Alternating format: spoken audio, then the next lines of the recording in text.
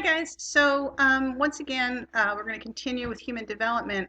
And as I did in the last video, I'm not going to look at each of the individual slides. I'm just going to focus on this summary slide, and then you guys can look at the individual slides in the static slides and look at the information there. So when we talk about cognitive development, we're talking about language and memory and problem solving mostly. And we're going to take those one at a time. And again, this should look familiar now, right? We're going to go across looking at how each one of these things changes and what milestones are happening at different ages across the lifespan. So let's start with language. That we have first words that we expect to see around 1 year of age. And it's really important with any of these behavioral traits that we're going to talk about to know that these are estimates, and that some children will give a first word several months before 1 year, and then you'll have other children who go almost to their second birthday without any spoken language. And we do make the distinction here between expressive and receptive language, expressive meaning spoken language, and receptive meaning what the child understands. And certainly before 1 year, the child will usually understand language, that they'll respond to words that have become familiar. But around 1 year, we get the first spoken word, and we define a word as anything that the child consistently uses to indicate an object. So it doesn't matter if they're saying baba for bottle, as long as they consistently say baba, that's a word, it counts. And then when we get to early childhood, we see first sentences occurring around 2, and these will be what often we're called telegraphic sentences. They often have all of certain connecting words missing, so they might say me go park instead of I'm going to the park, right? So me go park is still a sentence. They're putting together words to convey more complex meaning, and so that counts. And again, right, 2 years is this estimate. You do want to pay attention if a while goes by after the second birthday and we're still not seeing language. You have to worry about hearing difficulties that might delay language, or other things that might delay language, and perhaps get an assessment. But these are the estimates of what we expect. And that's pretty profound. I want you to pay attention to the fact that a child is born having never heard English or whatever language their culture and the people around them are speaking, and then by 2 they're speaking in sentences, and by 2, when they're speaking in sentences, they understand what we call syntax. And syntax is essentially the order in which words occur in a language, and syntax is different in different languages. But in English, right, we say I'm going to the park, or I want water, and so the verb comes before the noun, and adjectives come before nouns, right? The red ball, not the ball red, and adverbs come, reliably in conjunction with verbs. And so I walked quickly, as opposed to I quickly. Well, I guess we could say I quickly walked, but there's reliable syntax, and children use that, and the errors that they make actually are errors that are about exceptions. And so when they say I goed instead of I went, they're telling you that they know the rule.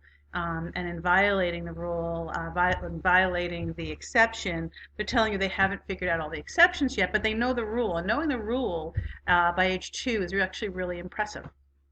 And that by 7, in fact, by around age 7, language is essentially complete. That everything that comes after that, you'll notice these blank boxes, is really just about the addition of vocabulary, or sometimes the correction of incorrect things that were learned earlier because people around you were using them incorrectly. But essentially by age 7, you are using language as the adults around you are using them, just with fewer vocabulary words. And you're going to add vocabulary in response to what you're exposed to. So if you, through adolescence and adulthood and aging, are reading lots of books and listening to, watching lots of different kinds of movies and being exposed to other people who are speaking with more sophisticated language, then you're going to get lots more vocabulary. All right, so that's our language. And then, memory is going to mirror in large part some biological brain development stuff that we've talked about already. When the child is born, they have implicit memory. So that's that cerebellum-based, effortless memory, or memory that we don't do with awareness.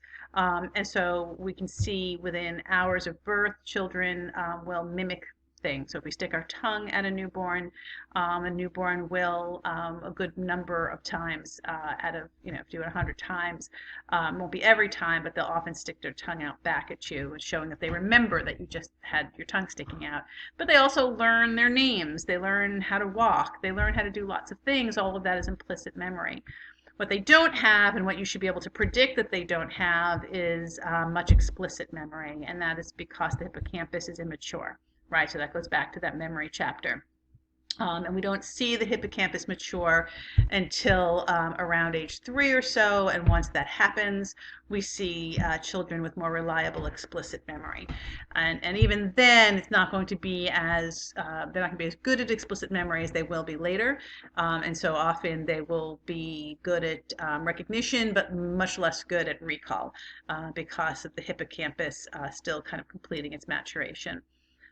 But through the school years, so once they start first grade, they're moving through the school years, we see real improvements in memory. And this,